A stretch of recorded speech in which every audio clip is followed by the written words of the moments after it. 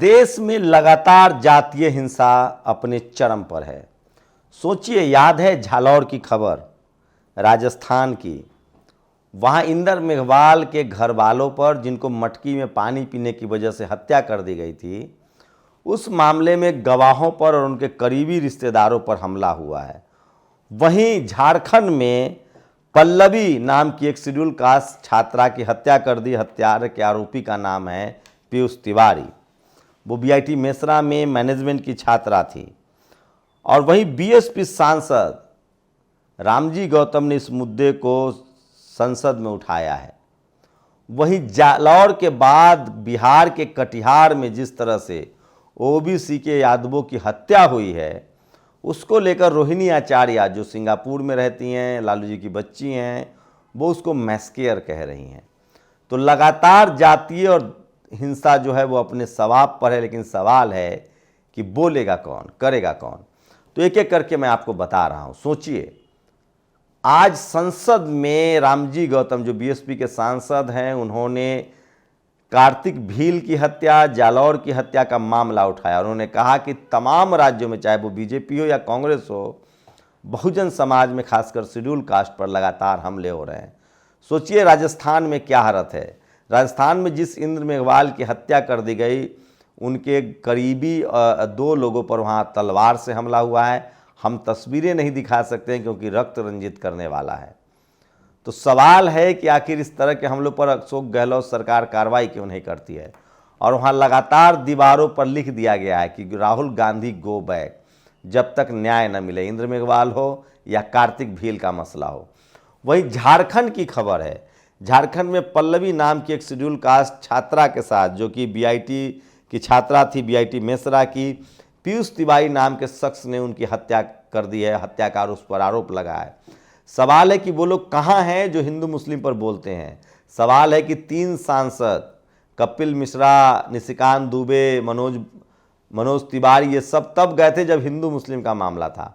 अब ये हत्या का आरोपी तिवारी है, तो इस पर किसी के मुंह खुलेगा कि नहीं, ये सारे हिंदू संगठन, बजरंग दल, आरएसएस बोलेगा कि नहीं, ये देखने वाली बात होगी। मुझे लगता नहीं कि बोलेगा ये लोग, इसलिए बहुजनों को अपनी लड़ाई खुद ही लड़नी पड़ेगी।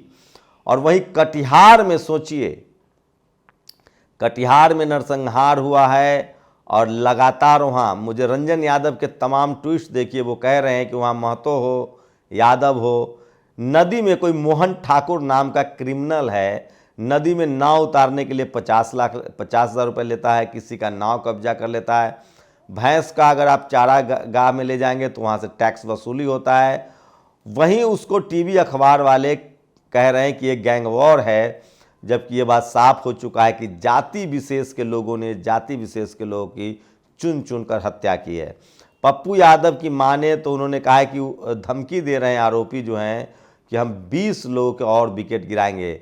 ब्राह्मण समाज से आता है जो आरोपी है मोहन ठाकुर, और लोग लगातार उसको ढूंढ रहे हैं। कुछ लोग कह रहे हैं कि ये भूमिहार समाज से आता है। तो अभी इसको लेकर कन्फ्यूजन है कि वो, ज़्यादातर लोगों का कहना है कि भूमिहार समाज से आता है मोहन ठाकुर। लेकिन सवाल है कि कोई भी क्यों नहीं बोल रहा है इस हत्या के खिलाफ। 5 यादव समाज के लोग की हत्या हुई है, इसको न्याय कैसे मिलेगा? पल्लवी को न्याय कैसे मिलेगा? सोचिए, मैं इसलिए बार बार SC ST OBC माइनॉरिटी के लोगों से कहता हूँ कि आप हिंदू मुस्लिम के झगड़े में मत पड़िए, आप जातीय झगड़े में मत पड़िए। जब आप जातिवाद के शिकार होंगे तो आपको बचाने कोई नहीं आएगा। लेकिन अगर SC ST OBC के लोग धार्मिक या जातीय हिंसा में शामिल होते हैं तो आपको सजा हो जाएगी, लेकिन जब आपके साथ हिंसा होगी तो कोई बचाने नहीं आएगा। अब सोचिए, अब ये पल्लवी के लिए कौन आवाज़ उठाएगा? कोई नहीं उठाएगा। अब सोचिए, 5 यादवों का नरसंहार हो गया। अगर यही किसी दूसरे समाज, सवर्ण समाज के लोग का होता, मान लीजिए ब्राह्मण या किसी भूमिहार समाज या ठाकुर समाज के लोग की हत्या हो जाती, तो पूरी टीवी मीडिया गोद एक पैर पे खड़ी हो जाती। इसलिए आपके पास टीवी नहीं है, अखबार नहीं, इसलिए खबरें नहीं चलती, इसलिए आपको न्याय मिलने की उम्मीद जो है वो धूमिल हो जाती है। पल्लवी की खबर भी खबर नहीं बन पा रही है, लेकिन लगातार वहाँ लोग आंदोलनरत हैं। वही सोचिए, राजस्थान में सबसे बुरी हालत है।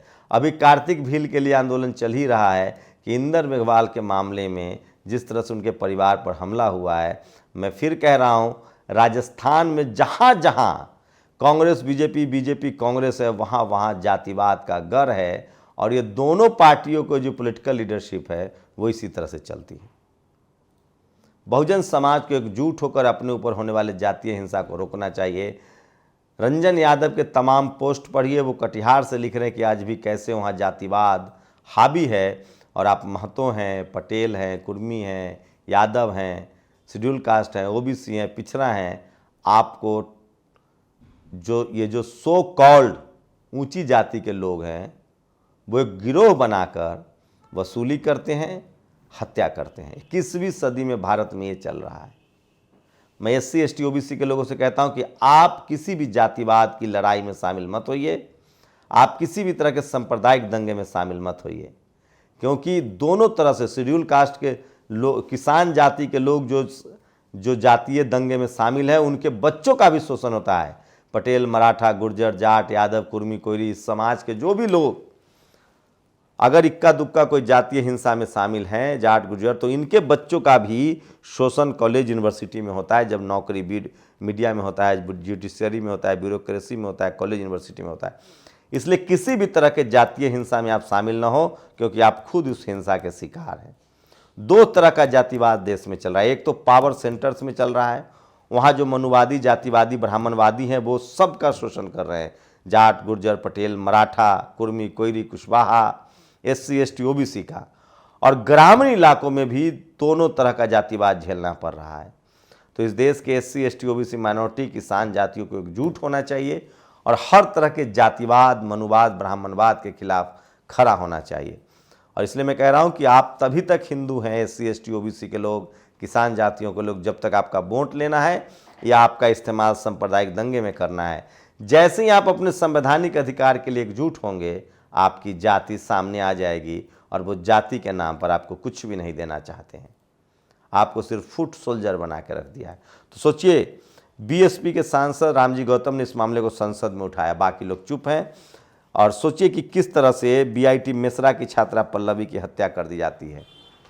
वहीं जालौर में इंद्र मेघवाल के रिश्तेदारों पर हमला हुआ है, कटिहार में OBC के लोगों पर हमला हुआ है। नेशनल दस्तक की कोशिश होती है कि तमाम वो गैर बराबरी और अन्याय की खबरें आप तक पहुंचाई जाए। आप लोग अपनी प्रतिक्रिया जरूर दीजिए। शुक्रिया। नेशनल दस्तक की आपसे गुजारिश है कि अगर इसको बचाना चाहते हैं तो नेशनल दस्तक को सब्सक्राइब करने के लिए रेड कलर के सब्सक्राइब बटन को दबाएं, फिर बेल आइकन की घंटी दबाएं। नेशनल दस्तक को बचाने के लिए बहुत जरूरी है कि हर खबर को शेयर करें, लाइक करें, कमेंट जरूर करें।